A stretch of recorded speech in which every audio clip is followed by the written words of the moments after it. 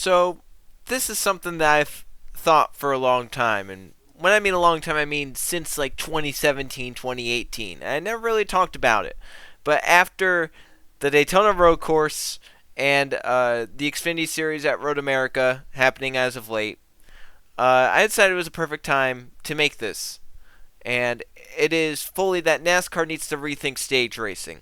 Now, I'd like to put this out before I start describing what I mean. If Of all the changes that NASCAR has done in the past however many years, past 6, 7 years, with the playoffs and stage racing and the rules package and stuff like that, those are really the main three changes, right? If you were to give me those three changes and say you can get rid of two but you have to keep one, which one would you keep? I would say I'm keeping stage racing. You get rid of your whatever the package is called, and you can get rid of the playoffs. I'm fine with that. So I would absolutely 100% keep stage racing. In fact, I don't hate stage racing. Stage racing is not something where I go, ugh, it's horrible. I'm very indifferent to stage racing. Sometimes it helps, and sometimes it will ruin the race. It's just kind of, it's there. It's better than random debris cautions. At least we know the yellow is coming out, rather than waiting 100 laps and then have a debris caution with 15 laps to go for some excitement, or a debris caution at some point. We know when the stage cautions are coming. It's in the rule book that they're coming out, and they're not fake. Well, that they aren't real yellows, but they're at least in the rule book as coming out, and we know that they will be coming out at some point during the race, at least two of them. So that I'm fine with it. It's nothing that angers me. It's nothing that makes me mad. It's just something that I feel like they can make different or do something about. But here's the thing about stage racing at road courses, right?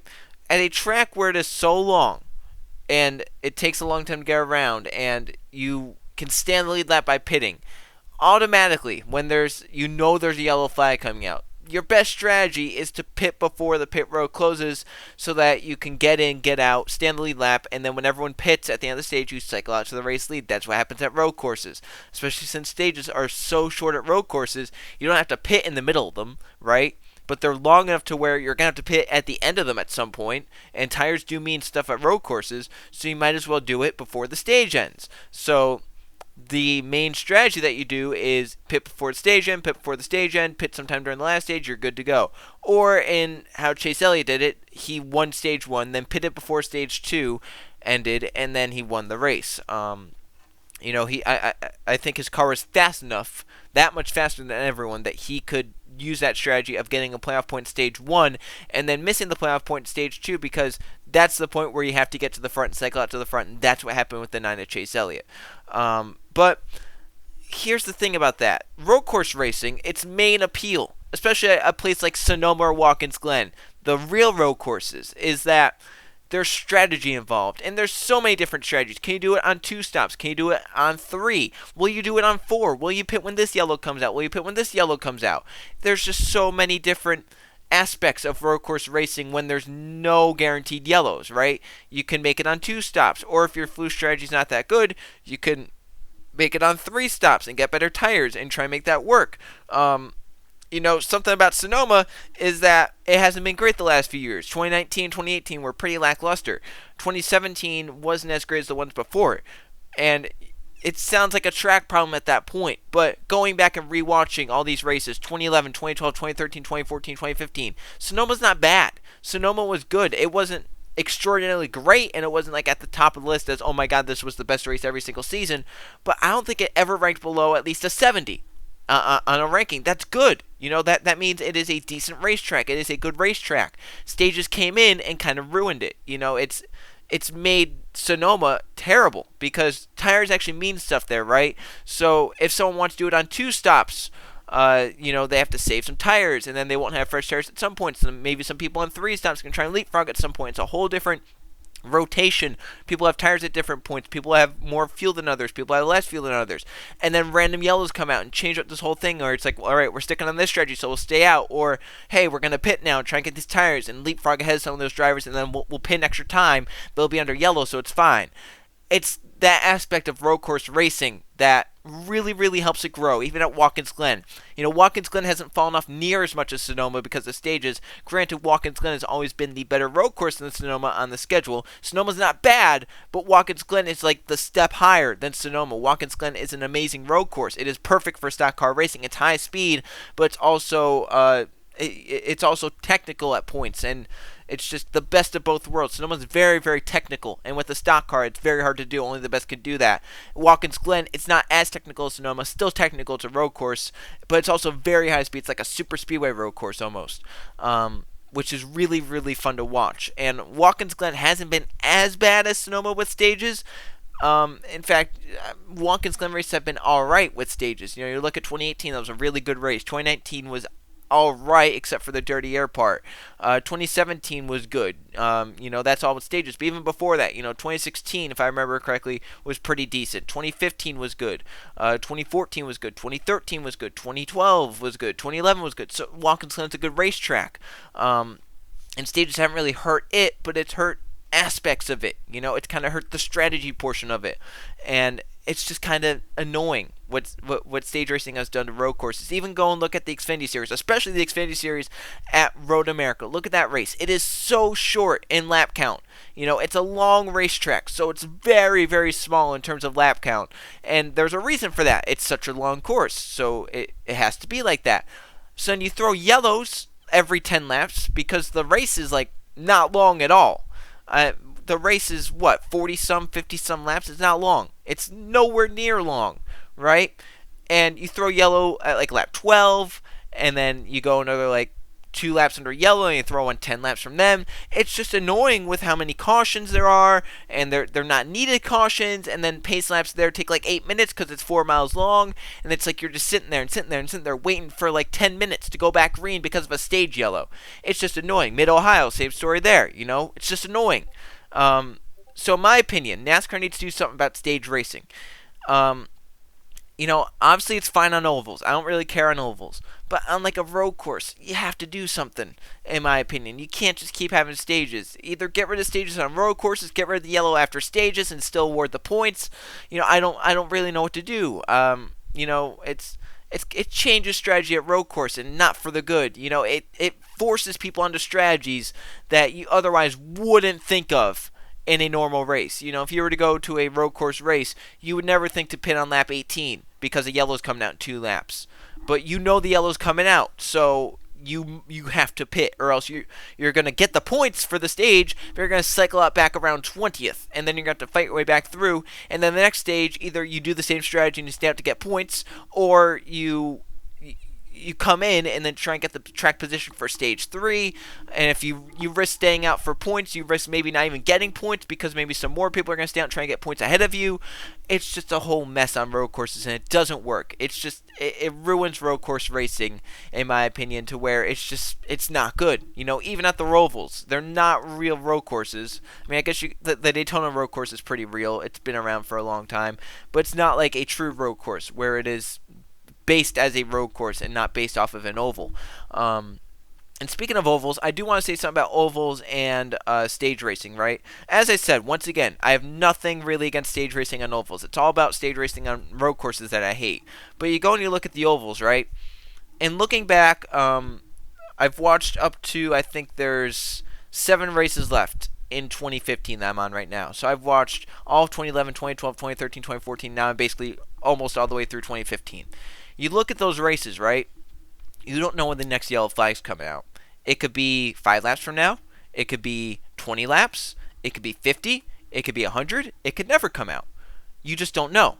You don't have the idea that a yellow flag is coming out, right? So you either, so obviously there's going to be green flag pit stops in a lot of races if there's no yellows.